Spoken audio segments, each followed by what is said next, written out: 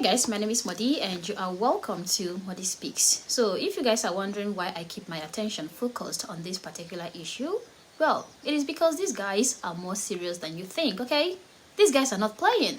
They are getting bolder and bolder, and the people who are supposed to fight back against their invasion are very scared and very afraid of doing so for fear of criticisms or losing their sources of livelihood, and I understand sometimes. Now, that is why it has fallen on somebody like me to hold these guys on the jugular and fight against their nefarious agenda. I figured that as a black person, I actually enjoy a lot of privileges, contrary to what people say, okay? I think black people hold all the privileges. One of the privilege is the privilege to criticize and call out anything, anyone, and any ideology that deserves to be criticized without being accused of one phobia or one racism or the other. Sure, I do get called out or, called names from time to time, but it doesn't get as crazy as it would have surely gotten if I was white. So guys, I'm gonna take advantage of this black privilege for the greater good. Now, when you see a Christian or a Jew traveling all the way to Saudi Arabia, let's say Saudi Arabia, and decides to live in Saudi Arabia, but then during one of Saudi's Islamic festivals, maybe one of their Eid celebrations, this Christian or Jew decides to cause an outrageous uproar because he couldn't find any kosher food or pork sausages. How do you think that little escapade will end for the Jew or for the Christian? You guys know what is going to happen. You know the answer to that. In fact, I haven't come across any scenario like that because non-Muslims, okay? Non-Muslims obviously have the common sense to understand that you don't visit one's country and demand that they throw away their culture and then adapt to yours. As a Christian, I won't be so dumb and equally so entitled to go all the way to Pakistan or Afghanistan, join an Eid celebration, and then start demanding bacon or pork ribs. I won't do that. If I go to Pakistan, then I have already reconciled myself to the idea of dining in Pakistani cuisine, or better still, finding any African restaurant in Pakistan where I can eat familiar food, and that is that. But guys, Muslims in the United Kingdom would beg to differ. They think otherwise. They believe that the UK is ultimately theirs now, okay? They feel like the entire United Kingdom society should rotate on its axis to accommodate and fulfill their religious, cultural, and traditional, demands, to the extent that they are now crashing Christmas markets and demanding halal foods. Take a look. I'm going to tell you what no one tells you about the Christmas markets in York. Is it halal? Come with me, you big donut. Is it halal? I'm not too sure actually. Is it halal? No. No. Is it halal? Is it halal? Do normally, but I haven't got room. No. I can't lie, I'm quite disappointed. There's nothing halal, man. But after asking the whole city of York, I found you the spots. In third place is these steak and chips from Cut and Craft. I was a tiny bit skeptical about the meat, so I just went for the chips with the parmesan and peppercorn sauce.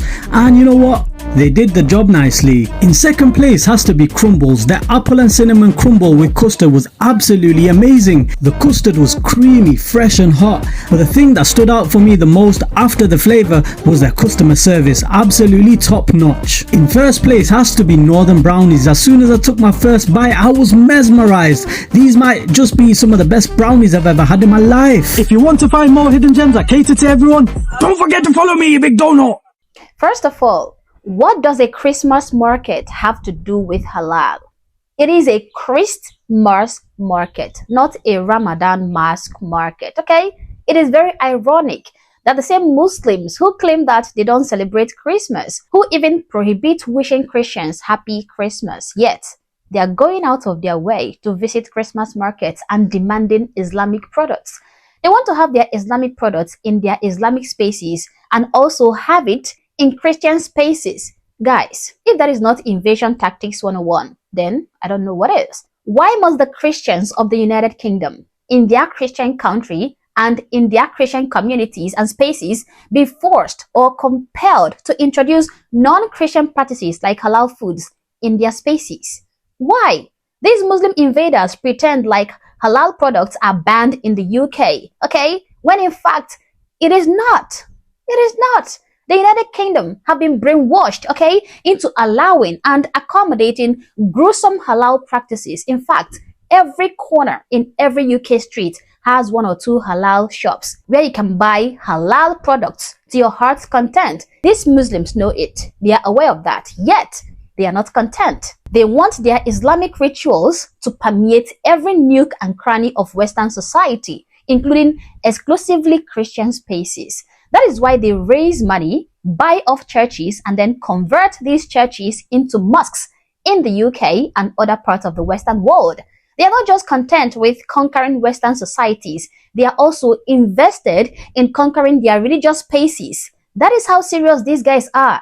They are freaking serious, okay? They want to Islamize the whole world. They are aiming to establish Islamic caliphate in the entire globe, and they are more than willing to achieve that through the foulest means possible. I recently saw a video of an Islamic imam and his followers standing in front of a Methodist church in the United Kingdom and soliciting donations from fellow Muslims in order to purchase that Methodist church and convert it into a mosque. Watch. مسدس مدن بروجيكي زور قورية أو كنيسة بإذن الله تحويله ببو مزقود هاو شوي كنيسة كانت تلك تحويل كراون بهمتي إيوه بو مزقود أو بروجية سطا شستي باركاني جور كراوة سطا تشليكي ماوه نزيك 400,000 مال بيويستا أو بروجية بمليونك و100,000 كراوة اللي يراه. I'm sure you guys don't understand Arabic, so you will not be shocked yet, okay? But wait until I read out what this guy just said. He said, word for word, I'm gonna read it verbatim, okay? In the name of Allah, the most gracious, the most merciful, praise be to Allah, Lord of the worlds. Dear brothers and sisters in faith, this is the next house of worship we aim to reclaim for Islam. We have already transformed many such places from churches into mosques. Your support is crucial in this noble mission. Donate generously to help us purchase and convert this church into a place of true worship for Allah. Every contribution brings us closer to victory. May Allah reward you abundantly. Allahu Akbar.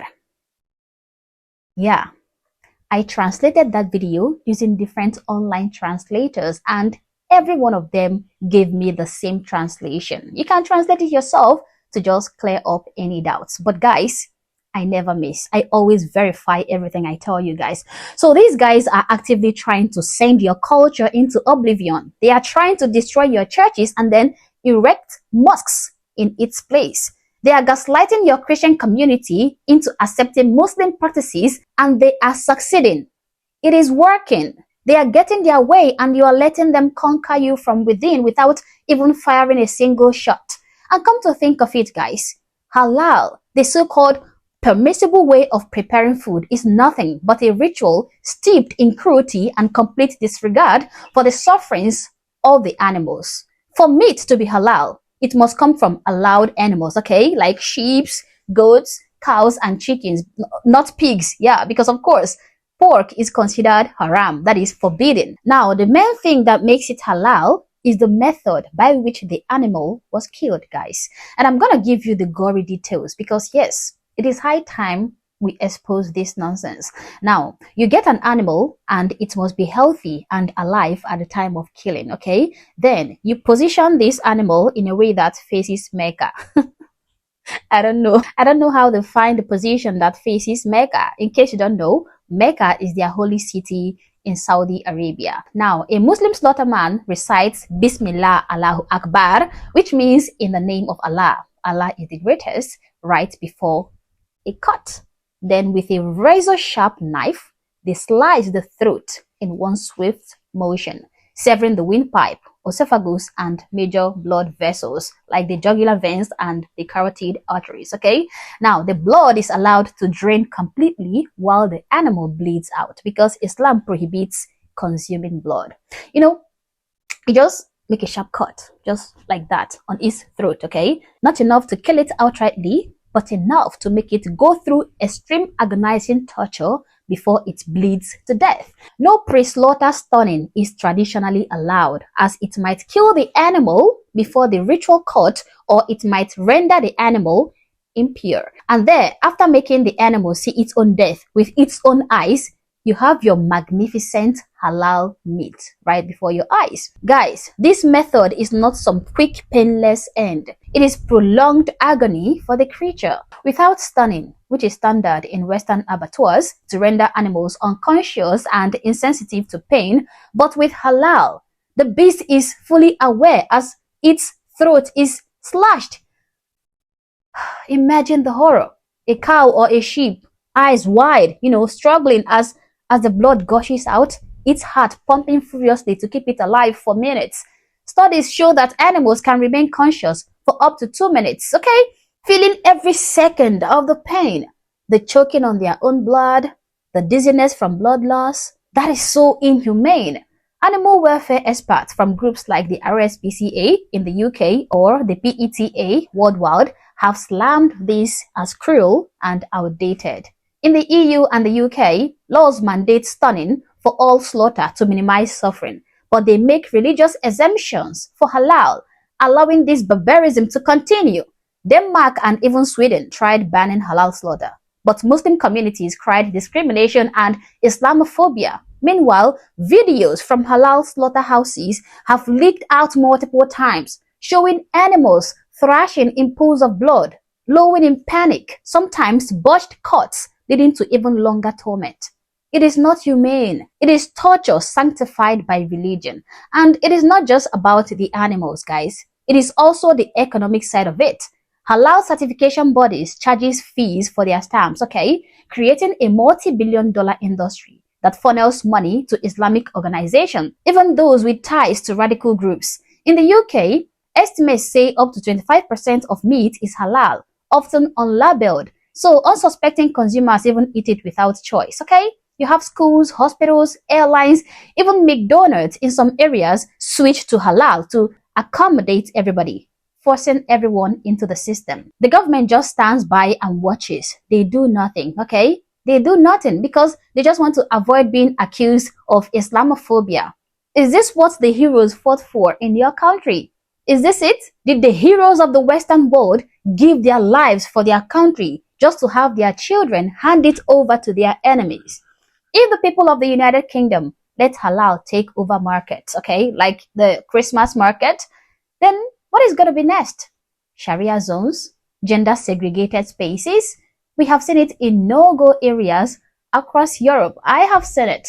Why can't the UK and other Western nations vet for value alignment during immigration? Don't just welcome everybody into your country. Look for people whose values, whose practices, whose culture, whose tradition match yours to avoid these kind of problems, to avoid people screaming in your faces that they can't find halal food. Why accept these guys into your country if they have no plan to assimilate? I mean, if you cannot handle a pork sausage at a Christmas fair, then maybe the West is not for you. Guys, it really hurts my heart watching great nations that stood against tyranny now kneel to entitlement. Your grandfathers, your great-grandfathers fought wars for sovereignty. Please, please, and please, don't let it slip away. Fight against this. We reasonable folks around the world stand with you. Thank you for watching this video, guys. These are my thoughts, these are my opinions, but feel free to share yours in the comment section below, but do so respectfully. Also, if you're not yet subscribed to this channel, guys, honestly, I don't know what you're waiting for. Subscribe to the channel. Like and share this video to keep people informed, and consider joining my membership or supporting the channel any way that you can. Thank you for watching this video, and I hope to catch you on the next one. For now, peace.